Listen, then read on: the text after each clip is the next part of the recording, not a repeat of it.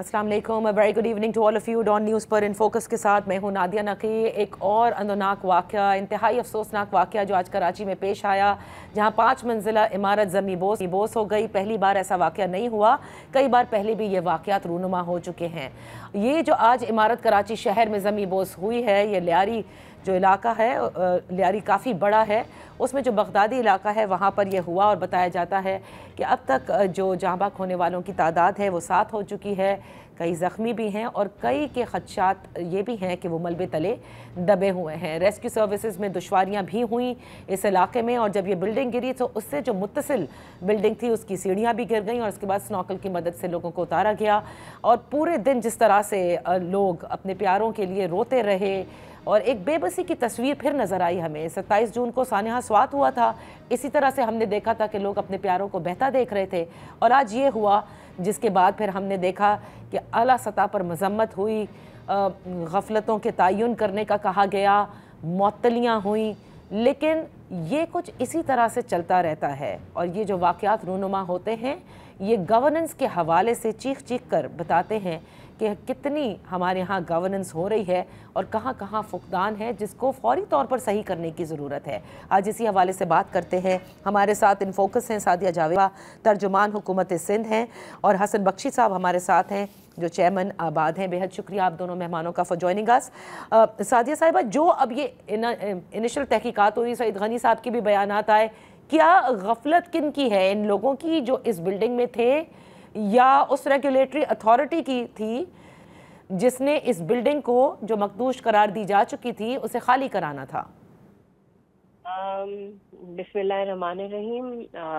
नादिया, सबसे पहले तो एक अलमनाक वाक़या है जो शायद मकीनों की भी गफलत और SBCA की भी गफलत, दोनों की गफलत की वजह से आज जो 7 लोग जहाँ बहक हो गए वो नहीं होते।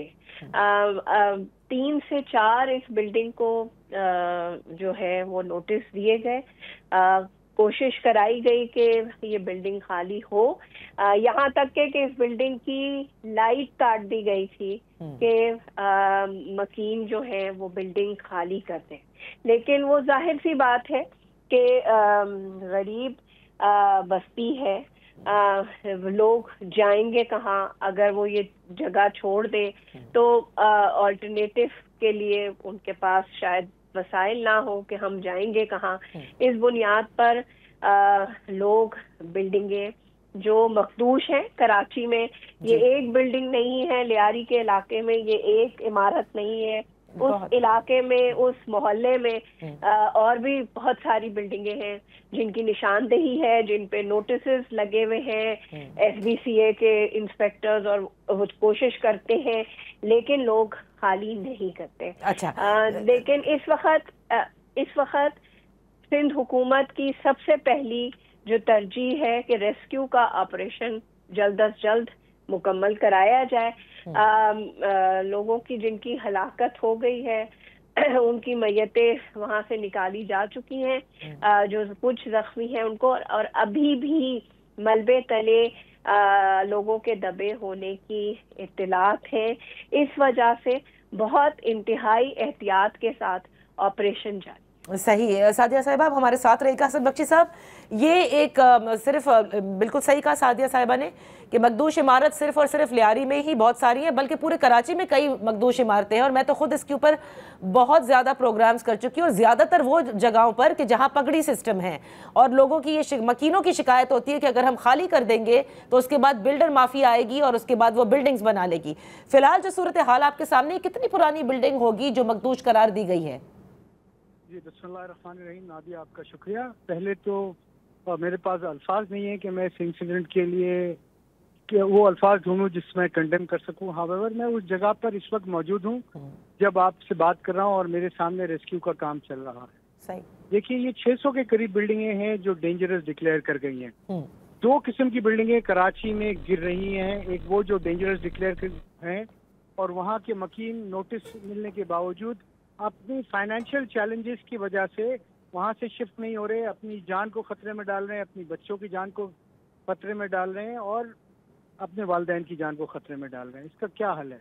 इसका हल ये है कि सिंध गवर्नमेंट एक लेजिस्लेशन करे जहां पर डेंजरस बिल्डिंग, अगर उसका प्लॉट ओनर बिल्डिंग डिक्लेयर होती है, 3 महीने में रिकंस्ट्रक्ट करना शुरू करे, उनके मकीनों को 2 साल का किराया दे कि वो जाएं ऑल्टरनेट रेसिडेंस में रहे और बिल्डिंग बनने के बाद वो उसको फ्री ऑफ कॉस्ट उतनी स्क्वायर फुट जगह के बना के दें।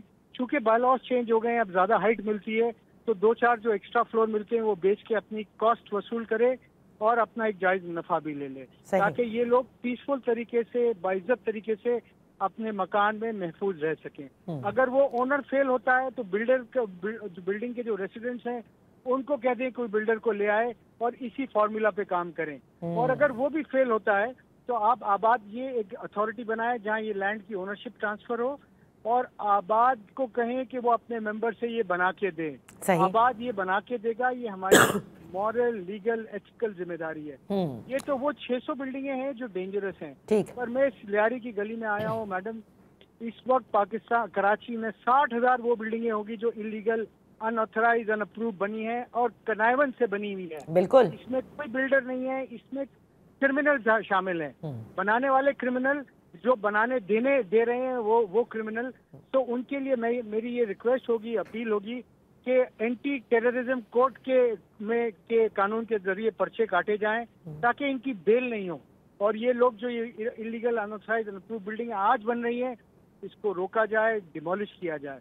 और जो बन चुकी है उसको गवर्नमेंट सर्वे करे, जहां जैकेटिंग करके, देखिए कराची सिस्मिक जोन है, जहां पर आप इसकी जैकेटिंग करके इसको मजबूत कर सकते हैं, ठीक है, उसको मजबूत करें, उसको रेगुलाइज करें मिनिमम फीस पे, और जो नहीं हो सकती उसको डिमोलिश करके रिकंस्ट्रक्ट करें। अच्छा, और जबानी कलामी नहीं, ये आज ही चीफ मिनिस्टर साहब अनाउंस करें, कमेटी बनाएं, आबाद को भी डालें और कहें कि 1 महीने में इसकी कमेटी रिपोर्ट दे और उस पर अमल दरामद शुरू हो। अच्छा, अब देखिए सजेशन भी आपने बहुत अच्छा दिया है, नो डाउट अबाउट दैट। और जो दूसरी बात कही वो भी आपने बिल्कुल सच की बेसिस पे कही है, क्योंकि इस शहर को हमने छान मारा है और हमें पता है कि कहाँ कहाँ इलीगैलिटीज हैं और SBA का किरदार क्या रहा है। मैं सिर्फ आपसे ये जानना चाह रही हूँ एक चीज़ before I go to Sadia for her comment on what you have said, कि ये जो बिल्डिंग गिरी है आज की हसन बख्शी साहब, ये कितनी पुरानी होगी? उसकी रीजन है पूछने के लिए। मैंने जो सुना है यहाँ से, चूंकि मैं जब आया तो गिर चुकी थी, लोग ये कह रहे हैं 50 साल पुरानी है। 50 साल, 60 साल, 40 साल, 70 साल, ये बिल्डिंगें वो हैं जिन्होंने अपना लाइफ साइकिल पूरा कर लिया। सही। इसको डिमोलिश करके रिकंस्ट्रक्ट करना है। पर ये जो मैं 50,000 बिल्डिंगों की बात कर रहा हूँ, देखिए इनकी लाइफ स्पैन ही 15 साल है, क्योंकि ना इसमें कोई मयारी कंस्ट्रक्शन मटेरियल इस्तेमाल हुआ है, ना कोई इंजीनियर इन्वॉल्व है, ना कोई आर्किटेक्ट इन्वॉल्व है। बिल्कुल, we are playing with the lives of the people. जी सादिया साहिबा, and as we speak there will be a lot of buildings coming up in Karachi जो कि मजीद जिंदगियों से खेलेंगे, इसलिए क्योंकि बिल्कुल सही दुरुस्त फरमाया, ना नक्शा अप्रूवल, ना क्या कहते हैं कोई आर्किटेक्ट, ना कोई सिविल इंजीनियर, बस एक ठेकेदार और बनाते चले जाते हैं। सादिया साहिबा, आप नहीं समझती कि इस वाक़े के बाद एक जो सजेशन दे रहे हैं उस पर कमेंट कीजिएगा? जी बिल्कुल, ये जब वाक़या हुआ है आज से पहले कभी नहीं हुआ था।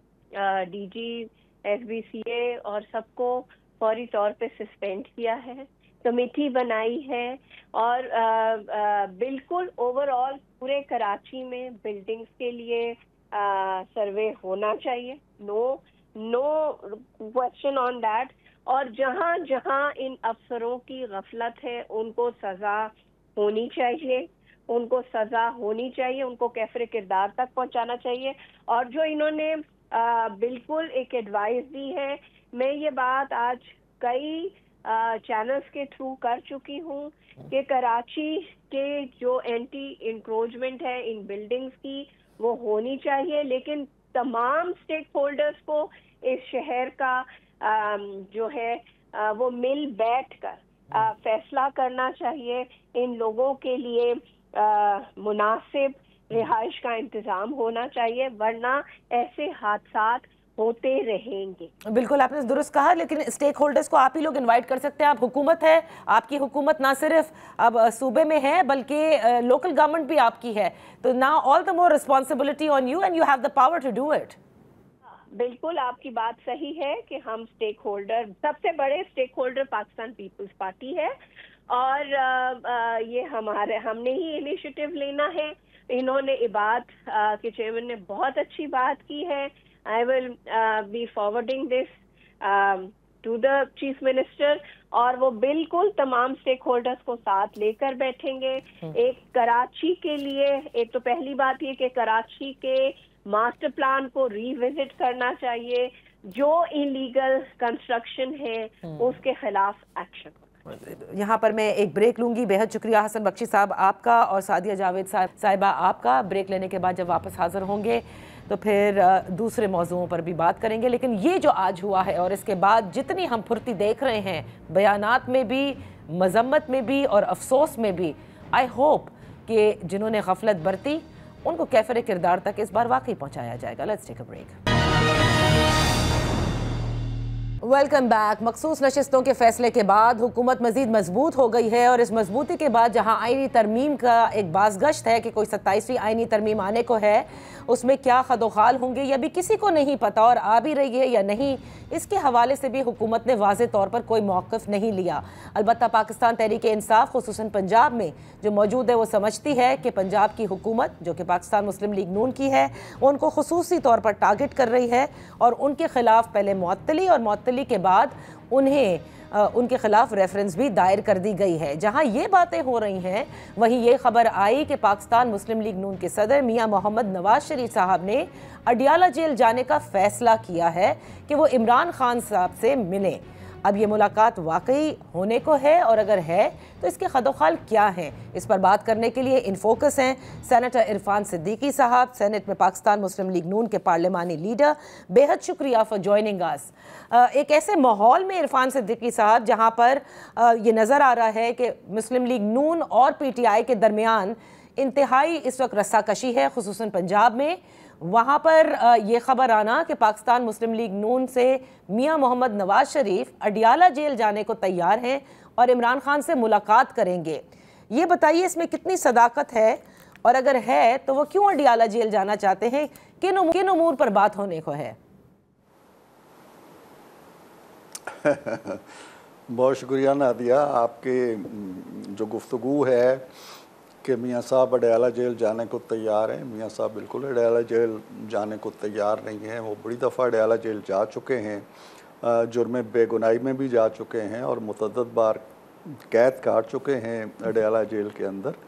तो उनका कोई इरादा नहीं है अडियाला जेल जाने का। जहाँ तक इस बात का ताल्लुक़ है, मैंने भी मीडिया में देखा है, सोशल मीडिया में ख़ास तौर पे, और एक दो बड़े हमारे मोतबर सहाफ़ियों के यहाँ भी ये गुफ्तगू मैंने देखी कि शायद मियाँ मोहम्मद नवाज शरीफ साहब जो हैं वो इमरान खान से मिलने, मुलाकात करने ले जा रहे हैं, अपने ख़ुद जा रहे हैं अडियाला जेल में।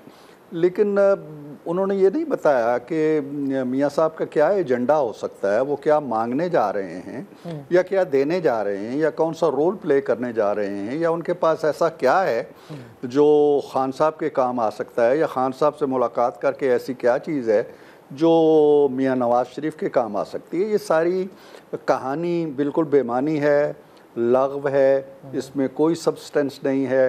ये उन्हीं सर्कल से, उन्हीं गोशों से आई हुई कहानी है जो PTI के वर्कर्स को, उनके चाहने वालों को कोई ना कोई किसी न किसी तरह की तसल्ली देते रहते हैं। और अब ये एक नया बयानिया तराशा गया है कि खान साहब का माशाअल्लाह कद काठ इतना है कि वो जेल के अंदर पड़े हुए हैं और उनको मनाने के लिए, राज़ी करने के लिए, उन्हें राम करने के लिए नवाज शरीफ की ज़रूरत पड़ गई है। ऐसी कोई बात नहीं है।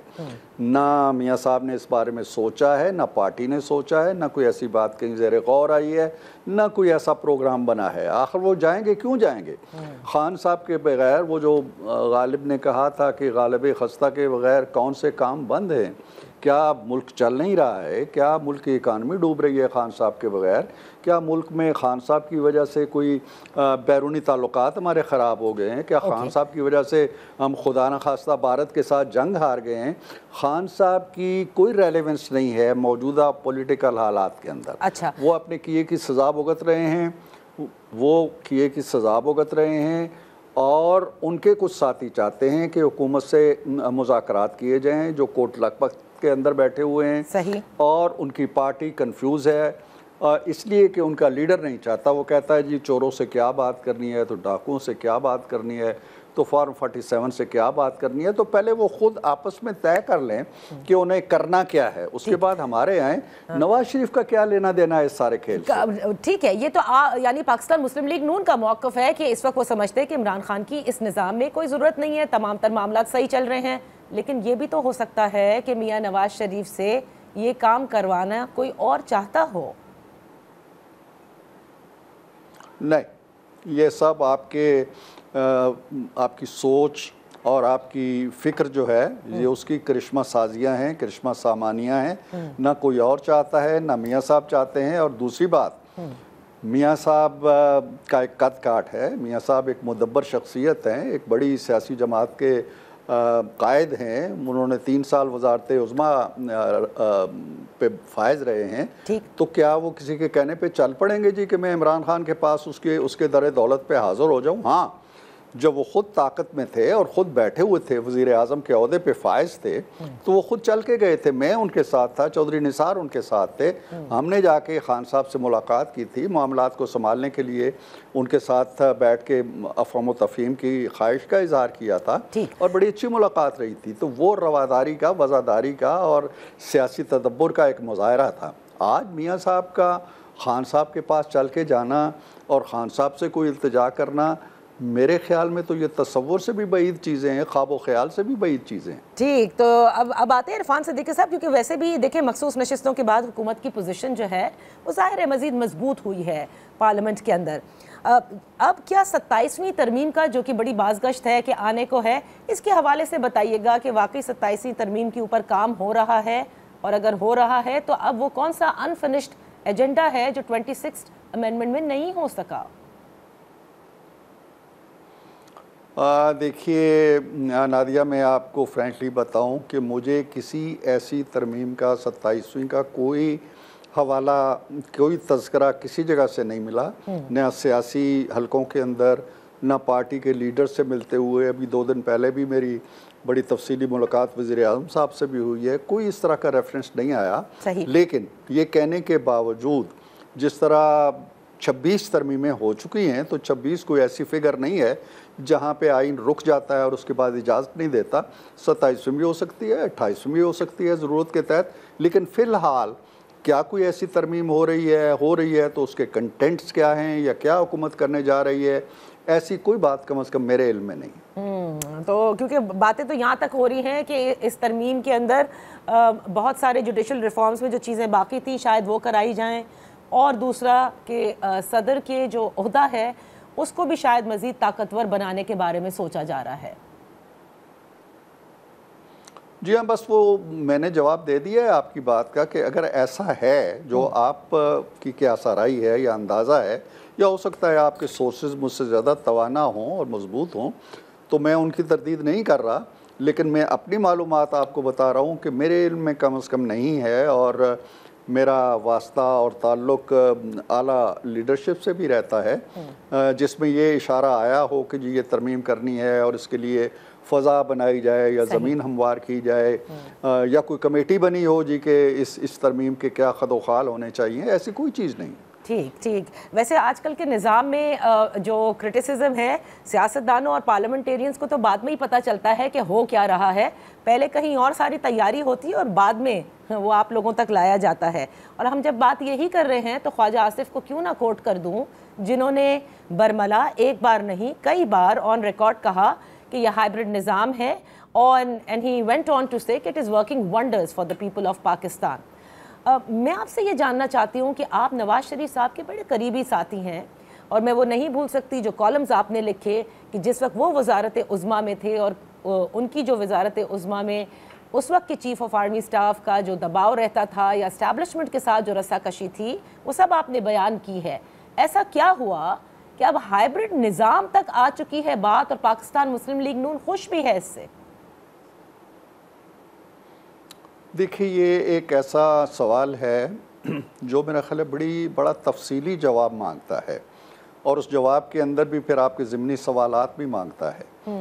मामला ये है कि अगर उस हाइब्रिड निज़ाम का और इस हाइब्रिड निज़ाम का आप ख़ुद मुझे बीच में लाए बग़ैर या किसी पीटीआई के सिंपैथाइज़र को बीच में लाए बगैर खुद तज्जिया करें कि एक निज़ाम ऐसा है, वो हाइब्रिड है, लेकिन उसके टारगेट्स ये हैं कि किसको जेल में डालना है, किस पे हमने कौन सा केस बनाना है, किसकी हमने ज़मानत नहीं होने देनी है, किसके घर जज को भेजना है कि जी तुम ये फ़ैसला करो वरना हमारी मेहनत ज़ाया हो जाएगी, किसके ख़िलाफ़ कौन सी कंस्पायरेसीज़ करनी है, किस तरह दोस्तों को, दोस्त ममालिक को नाराज़ करना है, किस तरह सऊदी अरब को छोड़ के एक और नया ब्लॉक हमने तश्कील देना है इंडोनेशिया और पता नहीं किसके साथ मिलके। अगर तो ये हाइब्रिड निज़ाम है और उस वक्त के ISI चीफ को इसलिए धक्का दे दिया जाता है कि तुमने हमारी करप्शन के बारे में जिक्र क्यों किया, वो एक हाइब्रिड निज़ाम था। आज के हाइब्रिड निज़ाम के अंदर ये चीज़ नहीं है। आज के खदोखाल जो हैं वो मुख्तलिफ है। मैं ख्वाजा साहब की बात को आगे बढ़ा रहा हूँ कि हाइब्रिड होते हुए भी इस निज़ाम ने आपके सामने मुख्तसर अरसे के अंदर कुछ नताइज रखे हैं। आपका लीडर जो जेल में है, जिसके बारे में आप कहते हैं जी कि नवाज शरीफ उसके पास चल के जाए, उसने कहा IMF को एक से ज़्यादा बार खतूत लिखे कि मत पैसा दो इनको, वो ठीक हो गया, मामला हमारा पैकेज चल निकला। उसने फिर समुद्र पार पाकिस्तानियों को खतूत लिखे और एक अपील की कि पैसे नहीं भेजने, वो दोगुने हो गए, हम $40 अरब को पहुँचने वाले हैं। तो इसलिए मैं कहता हूँ कि ये निज़ाम और बैरून मुल्क हमारे कद काट पे कितना इजाफा हुआ। हमने पहली एक जंग लड़ी जो मुख्तसर तरीन जंग है इस हाइब्रिड निज़ाम के अंदर, और वो मुख्तसर तरीन जंग ऐसी है जिसमें वाज़े फ़तह आपको हासिल हुई। ये वाज़े फ़तह ना 65 की जंग में मिली, 71 की जंग तो आप हार गए थे। सही। तो इसलिए इकानमी ठीक हो रही है, आपके रास्ते ठीक हो रही हैं, और इस हाइब्रिड निज़ाम का जो मरकज़ी नुक्ता है वो पाकिस्तान की तरक्की है, पाकिस्तान की फलाह है, पाकिस्तान को आगे बढ़ाना है। सेनेटर साहब आपका तकलामी सर एक मिनट। एक तो आपने वाज़े तौर पर आपने बिल्कुल दुरुस्त किया कि ये आपने बता दिया कि हाँ ये हाइब्रिड निज़ाम है, बस अब आप फ़र्क बता रहे हैं कि पिछले हाइब्रिड निज़ाम में और इस हाइब्रिड निज़ाम में क्या फ़र्क है। मैं ये फ़र्क नहीं जानना चाह रही, मैं ये जानना चाहती हूँ कि क्या इस बात का मतलब मैं ये लूँ कि नवाज शरीफ साहब जब वज़ीर आज़म थे वो एक हाइब्रिड निज़ाम नहीं था और उस वक्त मुल्क तरक्की नहीं कर रहा था, और आज मुल्क तरक्की कर रहा है इस हाइब्रिड निज़ाम से, तो फिर इस निज़ाम को ही फॉलो करना है? इससे तो बात ये लगती है। नहीं देखिए, नहीं, आपने फिर मेरी बात को चूँकि काट दिया और उसके अंदर अपनी तावील का पैबंद लगा दिया और मुझे नहीं समझ आ रही कि मैं फ़्लो में क्या कह रहा था।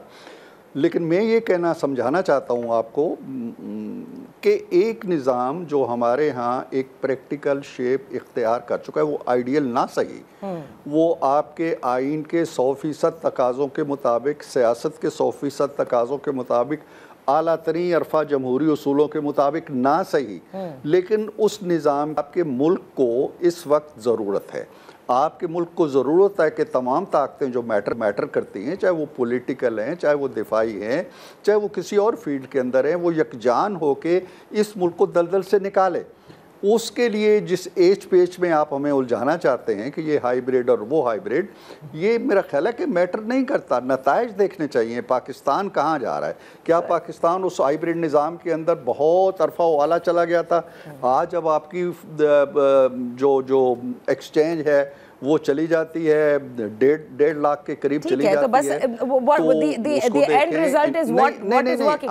नहीं इरफान साहब, आप देखिए, एंड रिजल्ट ये है कि आप कह रहे हैं कि ये काम कर रहा है, मुल्क तरक्की कर रहा है, चीज़ें बेहतर हो रही हैं, तो बस ठीक है ना कि जो दौर मोहतरमा बेनज़ीर भुट्टो का था और मियाँ नवाज शरीफ का था वो नहीं काम आ सका ना, उसमें ना मुल्क ने तरक्की की, ना मामलात अच्छे हुए। आज सबसे ज़्यादा अच्छे इसलिए नहीं तरक्की जी तरक्की हुई, लेकिन कोई भी ना बेनज़ीर, ना जुल्फ़िकार अली भुट्टो, ना नवाज शरीफ, कोई भी अपना अहदे इक़्तिदार पूरा नहीं कर सका।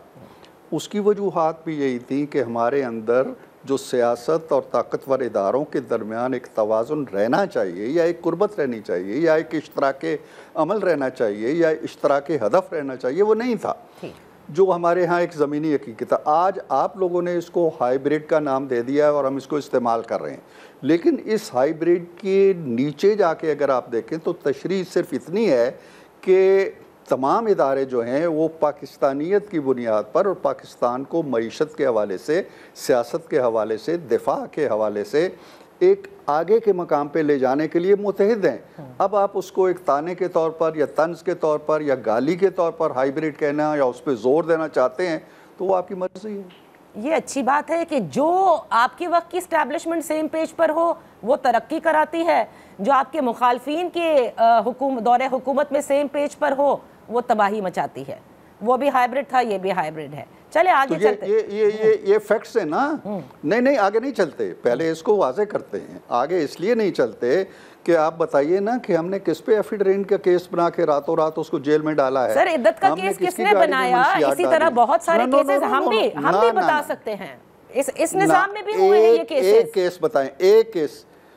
नहीं नादिया, आप यहाँ रुक के मुझे एक केस कोट कराएं, सिर्फ एक, जस्ट वन। सर इद्दत में निकाह का केस क्या था? वो यार इद्दत का केस ऐसा नहीं था कि हमने रात को किसी को उठा लिया और उसको हथकड़ियाँ लगा के जेल में डाल दिया। केस था, गलत था या सही था, किसी की सोच होगी। मैं तो ये कह रहा हूँ कि जो कार्रवाइयाँ मिल के होती थी, फैज़ हमीद कहता है जी कि इरफान सिद्दीकी को रात को उठा लो, या वज़ीर आज़म कहता है उठा लो, तो उन्हें नहीं पता कि आधी रात को उसको उठा के कड़ी डालनी है, उसको दवाइयाँ नहीं देनी है। एक सिंगल केस बता दो ना इस दौर में, फिर आप कहेंगे कि वो हाइब्रिड और ये हाइब्रिड। सर नेशनल असेंबली में वो अंधेरे हो गए, वो लोगों को ढूंढा जा रहा है, पार्लियामेंटेरियंस को उठाया जा रहा है, ये सब नहीं हुआ क्या इस निज़ाम में? बिल्कुल नहीं हुआ, बिल्कुल नहीं हुआ। ये किसी कोई ऐसी चीज़ बताओ ठोस, ये अंधेरे हो गए, अगवा कर लिया गया, किसी की कोई ठोस चीज़ सामने नहीं है। कहानियां हैं, बनती रहती हैं। अच्छा। मुझे एक ठोस केस बताओ कि हमने चर्च डाल दी, हमने किसी को आधी रात को, चांद रात को अस्पताल में पड़ी हुई जरदारी की बहन को उठाया हो, हमने किसी खातून को, वो बाप को मिलने गई है जेल में, वहाँ से उसे गिरफ्तार किया हो, बाप के सामने किसी पे करारदारी का केस डाला हो, किसी की गाड़ी में चर्च डाली हो, court any case. Alright, okay. So फिर आप बताएं कि क्या फ़र्क है। तो इसका मतलब ठीक है, आप ये समझते हैं कि इस निज़ाम के अंदर सब कुछ इंसाफ के तहत हो रहा है, तो ठीक समझते होंगे। इरफान सिद्दीकी साहब, यहाँ वक्त हुआ एक ब्रेक का। ब्रेक के बाद हम अपनी गुफ्तगू जारी रखेंगे। Welcome back. इन फोकस हैं सेनेटर इरफान सिद्दीकी साहब, पार्लियामानी लीडर हैं पाकिस्तान मुस्लिम लीग नून के। सेनेट में तहरीक इंसाफ की जो शिकायतें हैं उनसे ज़ाहिर है वो तो जो मेंशन करते हैं कि उनके ऊपर जिस किस्म के केसेस बनाए गए हैं, जिस तरह से उन्हें मुलाकातों की इजाज़त नहीं दी जाती, उनकी बहनों को इजाज़त नहीं दी जाती, वो तो अब शुरू हुआ है, वरना कितना अरसा गुजरा था जब वो बाहर बैठी रहती थी। बहरहाल लेट्स मूव ऑन। यहाँ पर मुझे बताइएगा कि जो पंजाब असेंबली में हो रहा है इरफान सिद्दीकी साहब, उस पर बड़ी तनकीद हो रही है पंजाब हुकूमत पर। और ठीक है आप विफाक में हैं, लेकिन मैं बात कर रही हूँ PMLN के ऊपर आ रहा है कि कहाँ ये होता है पार्लियामेंट के अंदर। ज़रूर हुल्लड़बाजी भी हुई है, डेस्कों पे चढ़ा गया, बहुत कुछ हुआ है, किताबें फाड़ी गई हैं, मुअत्तली होती है, स्पीकर का इस्तेहकाक है बिल्कुल to maintain the order of the house and take decision, लेकिन रेफरेंस दायर करना टू डी सीट ये पार्लियामानी तारीख में हुआ नहीं। पहली बात तो ये है कि पार्लियामानी तारीख में वो भी नहीं हुआ जो आजकल हो रहा है। मैंने तो 5 साल अपनी सेनेट को देखा है और सेनेट की रिवायात को मैं जानता हूँ, मैं जाता भी रहता था, कभी कभी अटेंड भी करता था गैलरी में बैठ के। मैंने जो कुछ वहाँ देखा है मुतअद्दद मौक़े के ऊपर आप तसव्वुर नहीं कर सकते। आपके सामने वो बयान नहीं की जा सकती, गालियाँ तक दी जाती हैं नंगी। अब ये कौन सी पार्लिमानी मश्क है। लेकिन coming back to Punjab assembly, मुझे नहीं मालूम कि वाक़यात की नौइयत क्या थी, या डेस्क तोड़े गए, या माइक तोड़े गए, या प्रॉपर्टी को नुकसान पहुंचाया गया, या गाली गलोच किया गया। जो मनाजर हमने देखे उसमें तो ये है कि वो गुत्थम गुत्था भी होने लगे थे, लड़ाई भी होने लगी थी, फिज़िकल शायद मुक्काज़नी भी होने लगी थी। ये रिवायात अच्छी नहीं है, एहतजाज होता रहता है, कापियाँ भी फाड़ी जाती रहती हैं, डेस्क भी बजाए जाते रहते हैं। ये चीज़ें नहीं होती हैं जब हो रही। नंबर 1। नंबर 2 ये कि जो उन्होंने काम किया है, स्पीकर के इख्तियारात हैं, स्पीकर ने अपने इख्तियारात को देखा होगा, वो रेफरेंस भेज सकते हैं। ये नहीं है कि वो डी सीट हो गए हैं, वो इस रेफरेंस के दौरान भी असेंबली में जाएंगे अगर उनको बैन नहीं करते स्पीकर साहब। फैसला करना है इलेक्शन कमीशन ने, इलेक्शन कमीशन का फैसला भी हतमी नहीं है, कोर्ट में जाता है, फिर कोर्ट में जाता है। तो ये एक लंबा प्रोसेस है, लेकिन एक मैसेज ज़रूर है कि ऐवान के अंदर कम से कम वैल्यूज़ का एहतराम किया जाना चाहिए। ठीक है। ये जो क्या कहते हैं अब बेंचमार्क सेट हो रहे हैं, ये फ्यूचर में भी देखते हैं कि आप लोग इन बेंचमार्क के साथ खड़े रहते हैं या फिर उस वक्त कोई और बात अगर हम यही वतीरा इख्तियार करेंगे जो डी चौक का होता है या 9 मई वाला होता है, उसी को रेप्लिका बना लेंगे असेंबली के ऐवान को, तो ठीक है, हमारे साथ भी होगा। सही। इरफान सिद्दीकी साहब, ये बताइए कि आपने क्योंकि इलेक्शन कमीशन का जिक्र किया, और इलेक्शन कमीशन के रोल पर मुझे आप ज़रा कमेंट कीजिएगा कि खैबर पख्तूनख्वा असेंबली पूरी और सेनेट के अंदर उनकी रिप्रेजेंटेशन नहीं उस सूबे की, जिस पर पाकिस्तान तहरीक इंसाफ बार बार कहती भी रही, और जैसे ही मखसूस नशिस्तों का फाइनल फैसला होता है, अब अचानक से इलेक्शन कमीशन बड़ा मुतहर्रिक हो गया है और उसने जो है वो अनाउंसमेंट कर दी है। डू यू नॉट थिंक कि ये गलत है? देखिए, ये कानूनी जो मामलात हैं, मैं ज़्यादा उस पर दस्तरस नहीं रखता, लेकिन मुझे इतना इल्म है कि वहाँ जो ताख़ीर हुई इंतखाबात के अंदर, खैबर पख्तूनख्वा की असम्बली जो कंप्लीट नहीं हुई, उसमें ख़ुद PTI का रोल है, जो वहाँ की कोर्ट में चली गई थी और उसने उसके अंदर रखने डाले और मामला चलता रहा। अब ये जो ताख़ीर हुई है, ज़ाहिर है कि सारे सूबों में हुई है। सारे सूबों की सीटें जो हैं वो आज सरे नौ रीशफल हुई हैं, वहाँ भी हुई हैं, और उसका जो रस्मी तकाज़ा है, सेनेट के इलेक्शन भी अब होंगे, यकीनन होंगे, और जो ताख़ीर हुई है उसमें सिर्फ हुकूमत का नहीं, PTI का अपना बड़ा रोल रहा है। ओके, तहरीक इंसाफ ने जो अब एहतजाजी तहरीक की कॉल दी है, कहा है कि मुहर्रम के बाद तैयारी पकड़ें, जबकि शाह महमूद कुरैशी साहब ने मज़ाकरात और मज़ाहमत दोनों का मशवरा दिया है। ऐसी जो तहरीक, जिसका अब आज अलीमा खान साहिबा ने कहा कि इमरान खान साहब ने कहा है कि तहरीक तो होगी, आप क्या समझते हैं इस तहरीक से हुकूमत उसी तरह से निपटेगी इरफान सिद्दीकी साहब जिस तरह से माजी में निपटती आई है, जहां हम ये देखते हैं कि लोगों को एक रात पहले उठा दिया जाता है, दफ़ा 144 का नफाज हो जाता है, जलसे की प्रॉपर जगह जहां पर वो मांगते हैं नहीं दी जाती, कहीं और दी जाती है, खंदकें खोदी जाती हैं, या फिर अब क्योंकि आप लोगों की पोजीशन और मजबूत है, निज़ाम मजबूत है, ऑपोजिशन को उनकी ऑपोजिशन करने दी जाएगी? देखिए, अपोजिशन करने से कभी किसी ने नहीं रोका है। पहले अपोजिशन होती है, सबसे पहले अपोजिशन के फोरम्स है पार्लियामेंट के अंदर भारी तादाद में PTI के हमदर्द मौजूद हैं, सेनेट में भी मौजूद हैं, नेशनल असम्बली में मौजूद हैं, पंजाब असम्बली में मौजूद हैं, एक सूबे में उनकी हुकूमत है। तो वहाँ पे अपना नुक्ता नज़र वाज़े करें, अपने पॉलिटिकल मोटिव्स को सामने लेके आएँ, अपना एजेंडा से सामने लेके आएँ, अपनी लेजिस्लेशन जो कराना चाहते हैं वो सामने लेके आएँ, वहाँ एक जंग करें। दूसरी बात यह है कि अगर अपोजिशन ने कोई तहरीक ही चलानी है तो तहरीकें चलती रही हैं। हमने तो 20 तहरीकें देखी हैं, निज़ाम मुस्तफ़ा से लेके भुट्टो साहब के इलेक्शन के हवाले से जो बाद में तहरीकें चली हैं, फिर हालिया तहरीकें देखी हैं। किसी तहरीक, मियाँ साहब की तहरीक हमने देखी है, रेल पे उन्होंने एक पूरा सफ़र किया था बेनज़ीर साहबा के दौर में। इन तहरीकों के अंदर हमने कभी मारदार नहीं देखी है, इन तहरीकों के अंदर कभी हमने गुलेलें चलनी नहीं देखी हैं, इन तहरीकों के अंदर कभी हमने, ये तो चलते ही कहते हैं जी कि हम मारेंगे या मर जाएंगे। अभी आप ज़रा बयान सुनवा दें ना, मेरी तकरीर को यहाँ रोक दें और बयान सुनवाएं गंडापुर साहब के कि गोलियाँ कोई मारेगा तो हम गोलियाँ मारेंगे। तो जो बंदूकें लेके आते हैं, कलाशनकोफे लेके आते हैं, जो वहाँ से चलते हुए दरख्तों को जलाते हुए, हवाई फायर करते हुए यहाँ उन्हें कहते हैं संगजानी बैठ जाओ, कहते हैं नहीं हम तो उस वक्त बैठे हैं जब एक गैर मुल्की मेहमान आए हुए हैं, उनका वफद होटल में ठहरा हुआ है और उस होटल तक पहुँच जाते हैं। तो अगर ये यही कुछ करेंगे तो इनको जवाब भी उन्हीं सिक्कों में मिलेगा। अगर ये एक मुनज़्ज़म, मुहज़्ज़ब, जमहूरी तकाज़ों के मुताबिक पुरअमन एहतजाज करेंगे, वेल डन, बिल्कुल करें। सही, बहुत बहुत शुक्रिया इरफान सिद्दीकी साहब for participating on the show. वक्त हुआ है एक ब्रेक का। ब्रेक के बाद जब वापस हाजिर होंगे तो बात करते हैं पाकिस्तान तहरीक इंसाफ से किस किस्म की तहरीक की तैयारी हो रही है। Welcome back. इन फोकस हैं तैमूर सलीम झगड़ा साहब, former finance minister Khyber Pakhtunkhwa, Pakistan Tehreek Insaf से। तैमूर, क्या पार्टी ने यह फैसला कर लिया है और सब सेम पेज पर हैं कि मज़ाकरात की कोई ज़रूरत नहीं और अब एहतजाजी तहरीक ही वाहिद हल है तहरीक इंसाफ के लिए to gain some sort of political space in the system? जी देखें, इमरान खान की डायरेक्शन आई है और इमरान खान की डायरेक्शन का मतलब ये है कि इमरान खान कोई गलत डील या कॉम्प्रोमाइज साइन करने के लिए तैयार नहीं है। जहां पे सबके सेम पेज पे होने का है, अगर मैं आपको कहूं कि पार्टी में इंटरनल डिफरेंसेस नहीं है तो शायद आप मेरे पे यकीन ही ना करें, लेकिन जो प्रेस कॉन्फ्रेंस थी वो एक अच्छा पहला कदम था। लेकिन अगर कोई वजह है कि इतनी मकबूलियत के बावजूद हम वो रिजल्ट्स इलेक्शन के बाद नहीं हासिल कर सके जो हमें करने चाहिए थे, तो उसमें हमारे जो इंटरनल डिफरेंसेस हैं उसका एक रोल रहा है, इसमें कोई शक जो है वो नहीं है। आखिरी बात मैं ये कहूंगा कि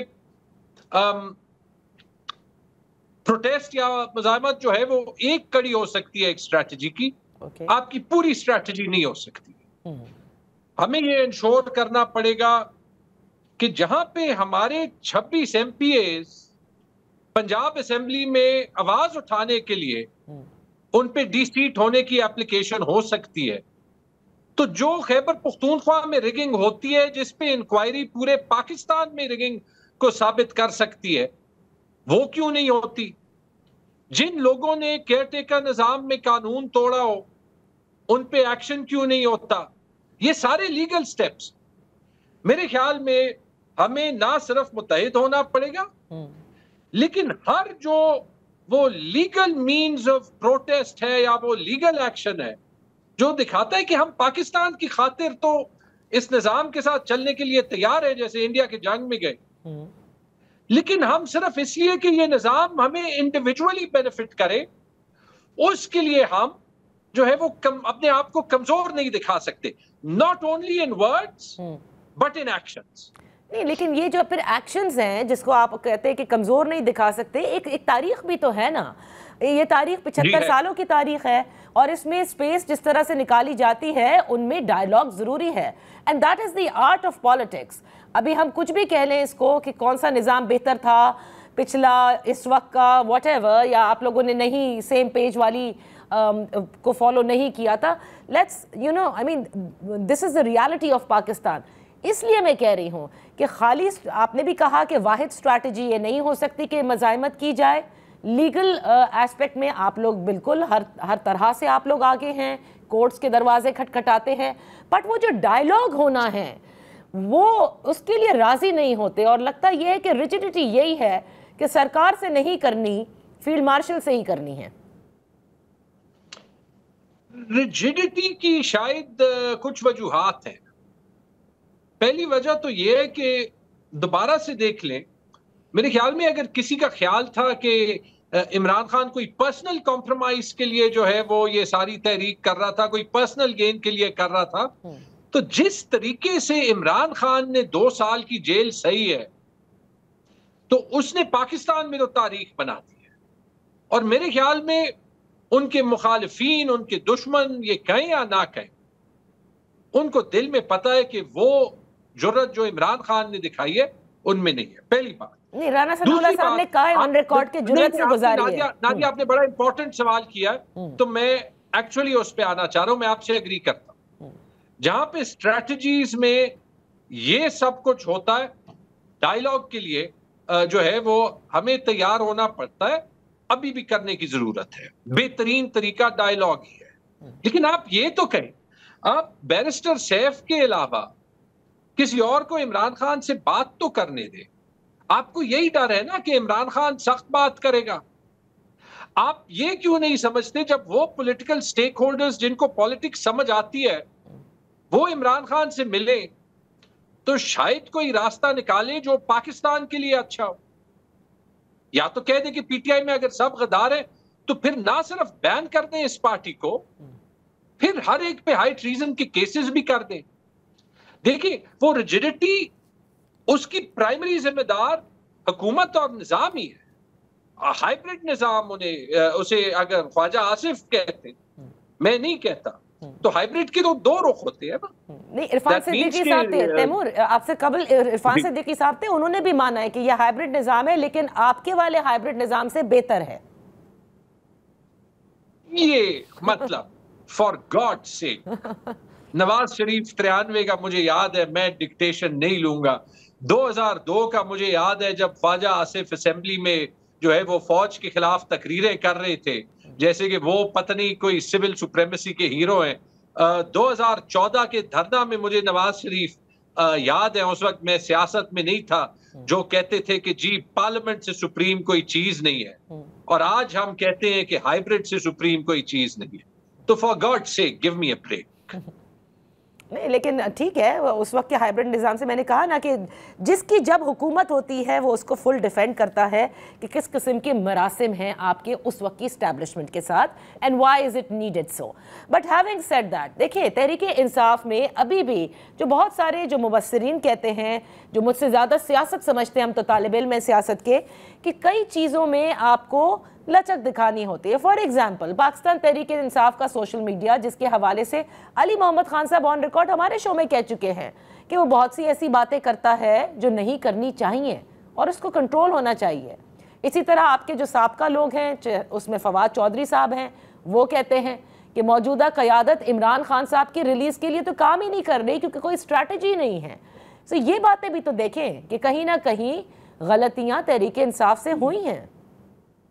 नादिया, मैं तो और इस नतीजे को पहुंचा हूं कि पार्टी के अंदर के मामलात हों, पार्टी के बाहर के मामलात हों, मुल्क के मामलात हों, जहां तक मुमकिन हो हमें जो है वो जितनी ओपन हम बात कर सकते हैं।